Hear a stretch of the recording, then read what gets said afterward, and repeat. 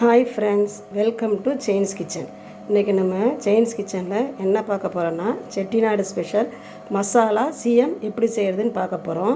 அதுக்கு முதல்ல நம்ம என்ன செய்யணும்னா, 1 டம்ளர் பச்சரிசி, அதுக்கு 3/4 டம்ளர் உளுந்து எடுத்து ஒன்றா சேர்த்து ரெண்டையும் நல்லா கழுவிட்டு 1 மணி நேரத்துலேருந்து ஒரு 1.5 மணி நேரம் வரைக்கும் நல்லா ஊற வைக்கணும். அதிகமாக ஊற வைக்கக்கூடாது.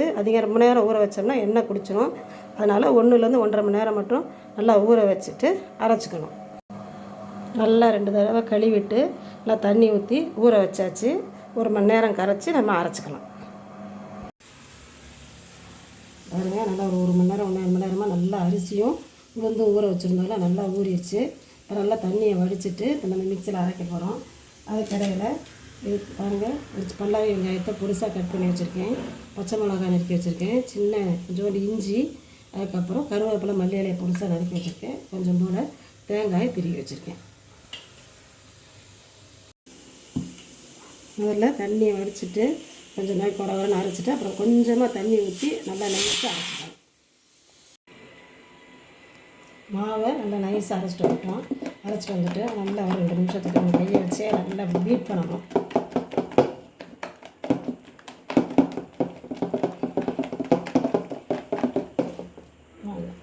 மாவு ரொம்ப கட்டியாகக்கூடாது, ரொம்ப தண்ணியாக இருக்கக்கூடாது.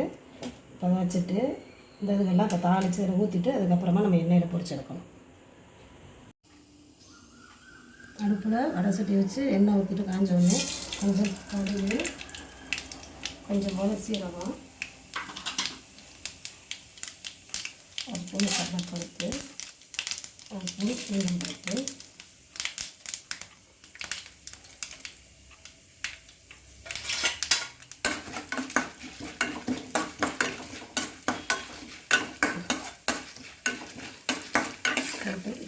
பருப்பு பொரிஞ்ச உடனே நம்ம எடுத்து வச்ச வெங்காயம், பச்சை மிளகாய், இஞ்சி, குறையாக இருக்கிற கருவேப்பிலை மல்லி இலை எல்லாத்தையும் போட்டு அதை நல்லா வதக்கணும். ரொம்ப வதக்கிட வேண்டாம், லேசாக கண்ணாடி பகாதவங்களால் வதக்கினா போதும்.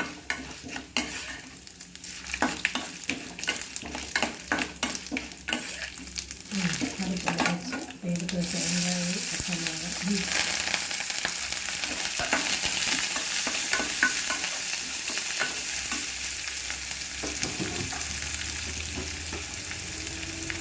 தேவையான அளவு உப்பு அதையும் போட்டு வதக்கினோம்னா சீக்கிரம் வதங்கிடும். அதனால் உப்பையும் போட்டு வதக்கணும்.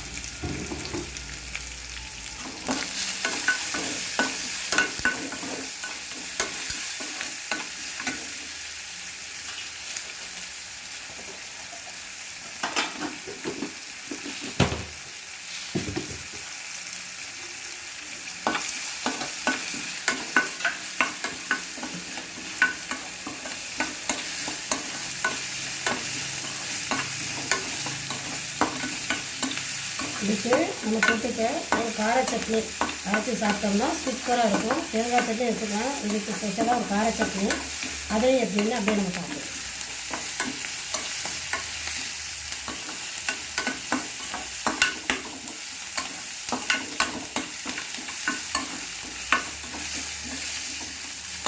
வச்சு எடுத்து வச்சு தேங்காயை போட்டு வதக்கிட்டு கொஞ்சம் ஆறில் வந்து இந்த மாவில் போட்டு கலந்து போட்டு நம்ம அப்படியே சுற்றி வச்சுக்கணும்.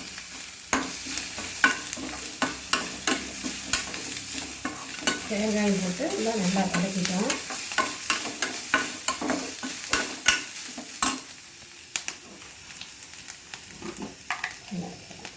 கொஞ்சோண்டு பெருங்காயம் போட்டுக்கணும்.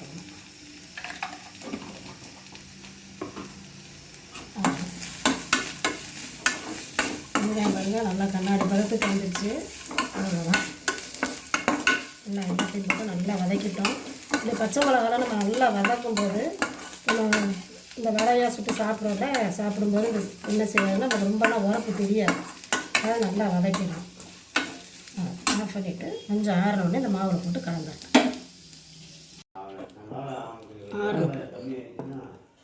ஆறின பிறகு வெங்காயம் போட்டு மாவோட சேர்த்து நல்லா கலரி விட்டுக்கணும். நல்லா கலந்து விட்டுட்டு நம்ம தான் சுட ஆரம்பிக்கலாம். அதுக்கு முன்னாடி இந்த சட்னிக்கு தொட்டுக்க ஒரு அருமையான கார சட்னி செய்ய போகிறோம். அதுக்கு ஒரு கைப்பிடி அளவுக்கு சின்ன வெங்காயம், ஒரு 4 வத்தல், ஒரு தக்காளி, ஒரு 5-6 பூண்டு பல், கொஞ்சம் புளி, இது கூட உப்பை போட்டு அப்படியே அரைச்சிட்டு வந்துடப்போம்.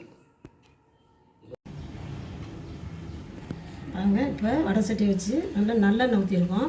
ஊற்றிட்டு எண்ணெய் காஞ்சோடனே கொஞ்சம் போல் கடுகு போட்டு, கடுகு பொரிஞ்ச உடனே இந்த அரைச்சி வச்சுருக்கோம் பாருங்கள், எல்லாமே பச்சையாக எல்லாத்தையும் போட்டு கரெக்டாக அரைச்சி வச்சுருக்கோம். இதையும் ஊற்றி ஒரு 2 நிமிஷம் கலந்து விட்டுட்டு எடுத்து வச்சிட்டோம்னா சூப்பரான கார சட்னி நம்மளுக்கு ரெடி ஆகிடுச்சு. அதுக்கப்புறம் நம்ம அந்த சீயமாக போட்டு எடுத்துடலாம்.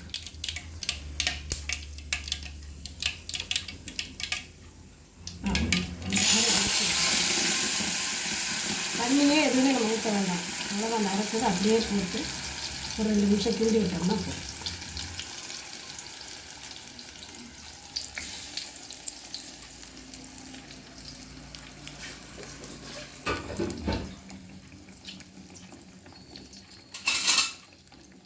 ஒரு 2 நிமிஷம் ஒரு சூட்டில் கிண்டி வச்சோம்னா அவ்வளோதான் முடிஞ்சு.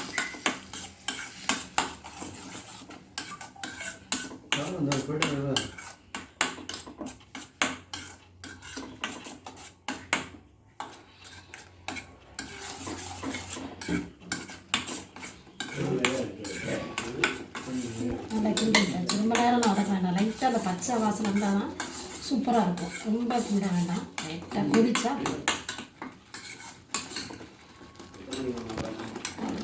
இந்த எண்ணெய் மேலே வந்துருச்சு. போதும் ஆஃப் பண்ணிடலாம். அப்போ நம்ம அடுத்து சீயம் போட்டு எடுத்துடலாம். ஸ்டவ் ஆன் பண்ணியாச்சு. அகலமான சட்டி வச்சு எண்ணெய் காஞ்சோடனே அது கொஞ்சம் கொஞ்சமாக அப்படியே நம்ம போட்டுற வேண்டியதான். கிள்ளி வடை போடுற மாதிரி போட்டு திருப்பி போட்டாங்கன்னா சுயம் ரெடி.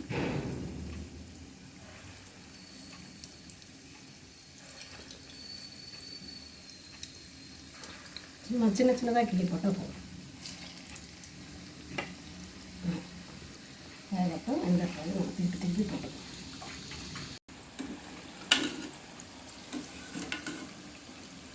இந்த பாருங்க, அவ்வளோதான், திருப்பி போட்டாச்சு. நல்லா சூப்பராக வந்துருச்சா? இதில் நம்ம வெளியே நல்லா முறுமுறுன்னு உள்ளே சாஃப்டாக இருக்கும்.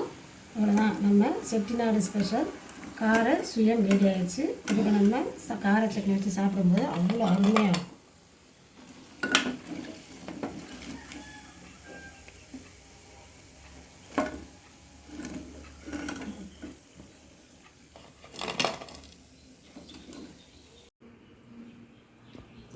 நம்ம செட்டிநாடு ஸ்பெஷல் கார சுயம், அதுக்கு தொட்டுக்க சைட் டிஷ்ஷு கார சட்னி ரெடி ஆகிடுச்சு.